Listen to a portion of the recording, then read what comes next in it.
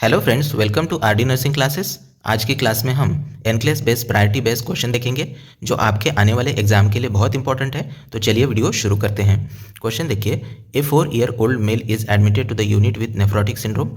He is extremely edematous. To decrease the discomfort associated with scrotal edema, the nurse should option A apply ice to the scrotum, option B elevate the scrotum on a small pillow, option C apply heat to the abdominal area, option D administer a diuretic. देखिए friends, यहाँ पे ए 4 year old mail है जो कि nephrotic syndrome से diagnosed है। He is extremely oedematous है। Okay, to decrease the discomfort associated with scrotal oedema, nurse को क्या करना चाहिए? ओके, हमें यहाँ पे देखिए option A apply ice to the scrotum, नहीं। ठीक है, elevate the scrotum on a small pillow, हाँ ये कर सकते हैं। Apply heat to the abdominal area, नहीं। एडमिनिस्टर डायरेटिक, नहीं। तो ऑप्शन बी हमारे यहाँ पे करेक्ट आंसर हो जाएगा। एक्सप्लेनेशन देखिए, the child with nephrotic syndrome will exhibit extreme edema, elevating the scrotum on a small pillow will help with the edema. Okay, option B is the correct. Next question देखिए, the nurse is teaching the client regarding use of sodium warfarin, which statement made by the client would require further teaching. Okay, ऐसा client का कौन सा statement है जिससे कि client को फिर से टीचिंग करने की आवश्यकता हो जाए? ओके, ऑप्शन ए देखिए, I will have blood drawn every month, option B I will assess my skin for a rash, option C I take aspirin for a headache, option D I will use an electric razor to shave. देखिए friends, जो हमारा client है वो जो है sodium warfarin की treatment पे है। ओके, और सोडियम वारफेरिन आपको पता है ये एक एंटीकोएगुलेंट है। ओके, तो हमें ऑप्शन सी देखिए, ये हमारा यहाँ पे करेक्ट आंसर हो जाएगा, क्योंकि I take aspirin for a headache. Aspirin जो है एंटीप्लेटलेट है और ब्लड थिनर भी है। जब पेशेंट सोडियम वारफेरिन पे है तो हमें एस्पिरिन नहीं लेना चाहिए, क्योंकि ये एंटीकोएगुलेशन को और बढ़ाएगा। ठीक है, तो आंसर देखिए, the client taking an anticoagulant should not take the aspirin because it will further thin the blood. Okay, next question देखिए, the doctor is preparing to remove chest tube from the client's left chest. In a preparation for the removal the nurse should instruct the client to option A breathe normally, option B hold his breath and bear down, option C take a deep breath, option D sneeze on command. तो देखिए यहाँ पे जो है doctor जो है prepare कर रहे हैं removing the chest tube from the client's left chest. Okay, और इस कंडीशन में हमें वल्सलवा मैन्यूअर पेशेंट को बोलना होता है कि वल्सलवा मैन्यूअर करिए। ओके, तो उसमें जो है ऑप्शन बी आंसर हमारा करेक्ट होगा, hold his breath and bear down. Okay, explanation देखिए, the client should be asked to perform the Valsalva manoeuvre while the chest tube is being removed. Okay, next question देखिए, assuming that all have achieved normal cognitive and emotional development, which of the following children is at greatest risk for accidental poisoning? तो देखिए यहाँ पे option A 6 month old, option B 4 year old, option C 10 year old, option D 13 year old। तो देखिए यहाँ पे जो हमारा करेक्ट आंसर होगा that is option B 4 year old। देखिए, the 4 year old is more prone to accidental poisoning because children at this age are much more mobile and this makes them more likely to ingest poison than the other children. Okay, next question देखिए, a papular lesion is noted on the perineum of the laboring client. Which initial action is most appropriate? Option A document the finding, option B report the finding to the doctor, option C prepare the client for C-section, option D continue primary care as prescribed. देखिए friends, यहाँ पे हमें क्या हुआ है, papular lesions noted हुए हैं on the perineum of the labouring client. ठीक है, तो हमें ये पता होना चाहिए कि कोई भी लेजन हो वो हमें तुरंत डॉक्टर को इन्फॉर्म करना है। Okay, that lesion might be a herpes lesion. Okay, तो यहाँ पे हमारा करेक्ट आंसर हो जाएगा option B report the finding to the doctor. Answer B is the correct. Any lesion should be reported to the doctor.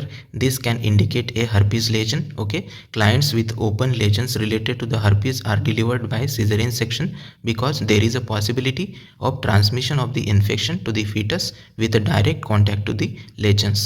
Okay, next question देखिए, The nurse has just received a change of shift report. Which client should the nurse assess first? Option A client 2 hours post lobectomy with 150 cc drainage. Option B, client 2 days post gastrectomy with scant drainage. Option C, a client with a pneumonia with an oral temperature of 102 degree Fahrenheit. Option D, a client with a fractured hip in a bugs traction. देखिए friends, हमें यहाँ पे कौन से patient को priority देनी चाहिए? तो देखिए ऑप्शन 1 हमारे यहाँ पे सही हो जाएगा, क्योंकि ये जो क्लाइंट है 2 आवर्स पोस्ट लेबेक्टॉमी है, ओके, विथ 150 सीसी ड्रेनेज है, ठीक है। ये रिसेंटली सर्जरी से आया हुआ क्लाइंट है, इसीलिए इस क्लाइंट को हमें प्रायोरिटी देनी चाहिए। Answer A is correct. The first client to be seen is the one who is recently return from the surgery, okay. Next question देखिए, a client with an abdominal aortic aneurysm is admitted in the preparation for surgery. Which of the following should be reported to the doctor? Option A, an elevated white blood cell count. Option B, an abdominal bruit. Option C, a negative Babinski reflex. Option D, pupil that are equal and reactive to the light. तो देखिए यहाँ पे जो है हमें option A जो है ये करेक्ट हो जाएगा, okay. And elevated white blood cell count जो है ये हमें डॉक्टर को रिपोर्ट करना चाहिए. The elevated white blood cell count should be reported because this indicate the infection. Next question देखिए, the doctor has ordered antithrombolytic stocking to apply to the leg of the client with peripheral vascular disease. The nurse knows that the proper method of the applying the stocking is: option A, before rising in the morning. Option B, with the client in the standing position. Option C, after bathing and applying powder. Option D, before retiring in the evening.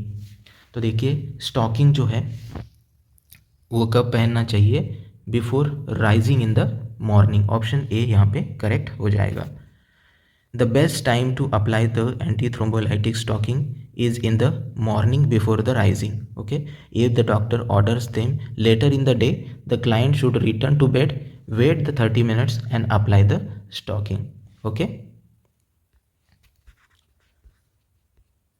Next question देखिए, client is admitted for evaluation of aggressive behavior and diagnosed with antisocial personality disorder. A key part of the care of such a client is: option A, setting realistic limits. Option B, encouraging the client to express remorse for behavior. Option C, minimizing interactions with other clients. Option D, encouraging the client to act out feeling of rage. देखिए ऐसे इस question का सही answer हो जाएगा option A, setting the realistic limits. Client with an antisocial personality disorder must have limits set on their behavior because they are artful in manipulating the others, okay. Next question देखिए, the nurse is taking the vital signs of client admitted with a cancer of the pancreas.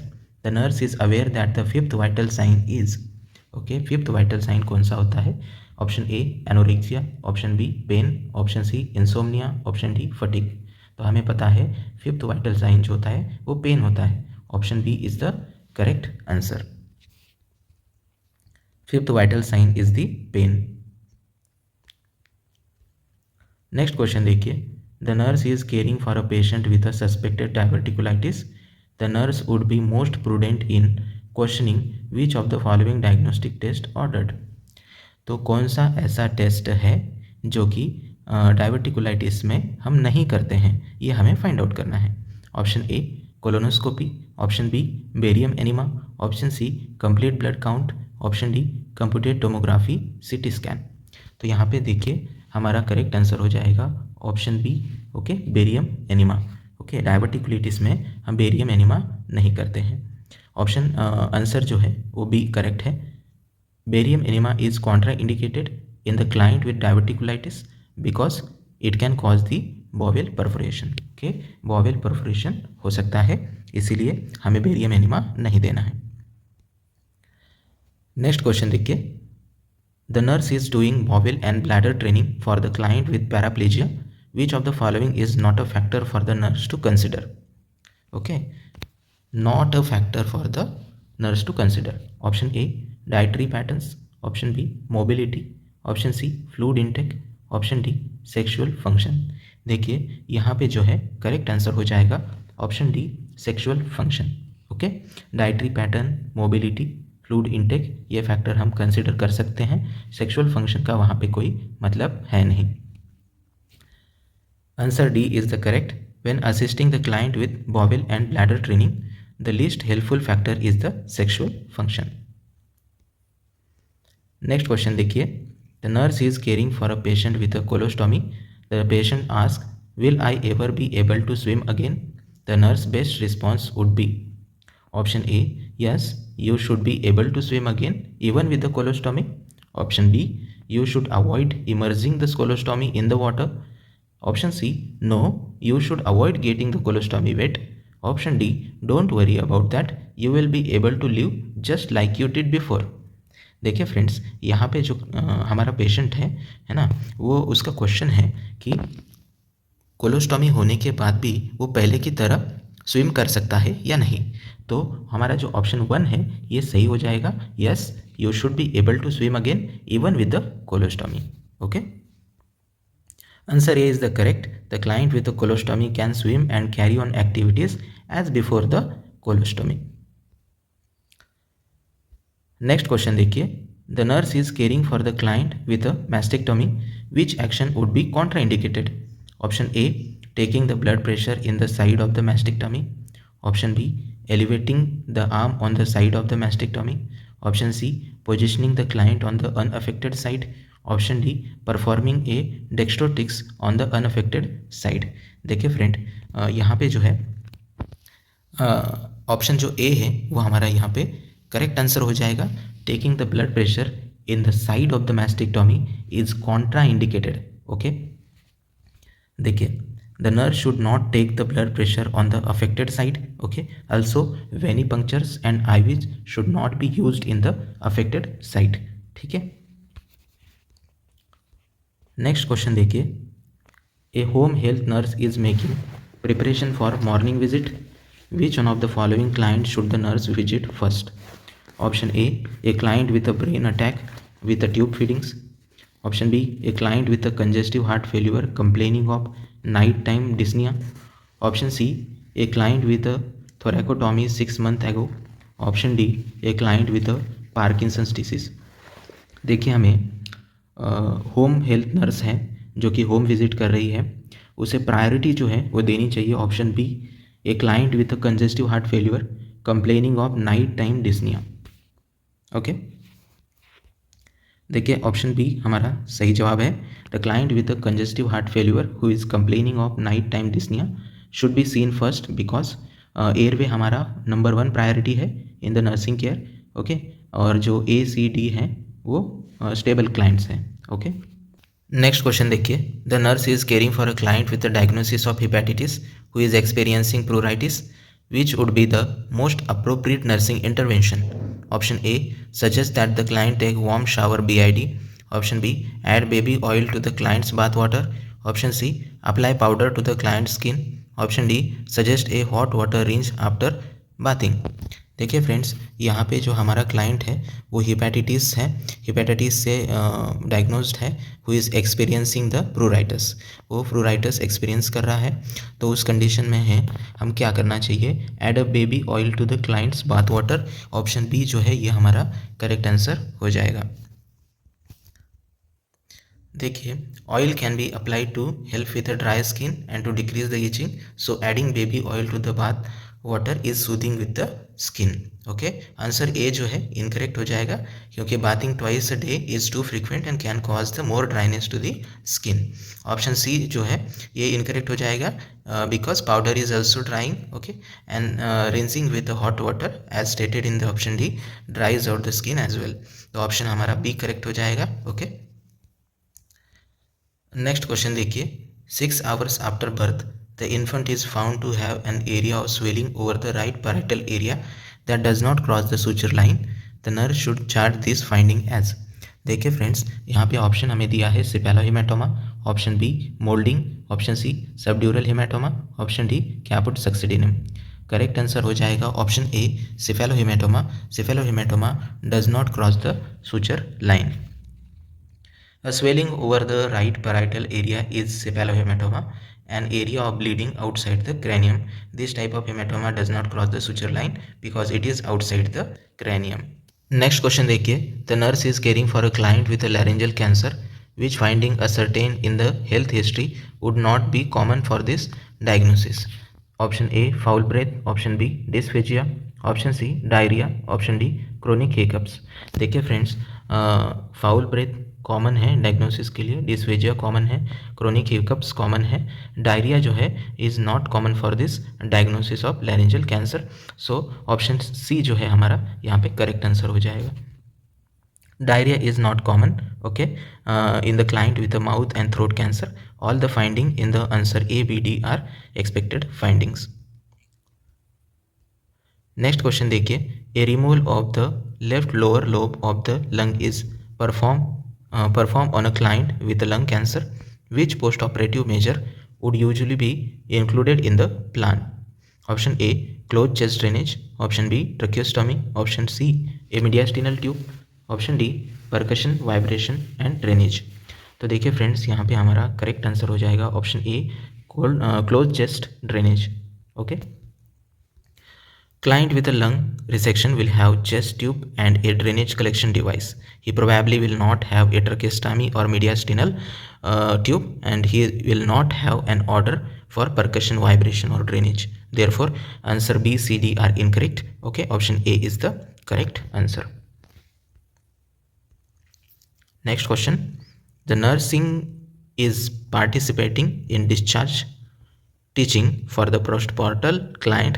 The nurse is aware that an effective means of managing discomfort associated with an episiotomy after discharge is option A promethazine, option B aspirin, option C sitz bath, option D ice pack.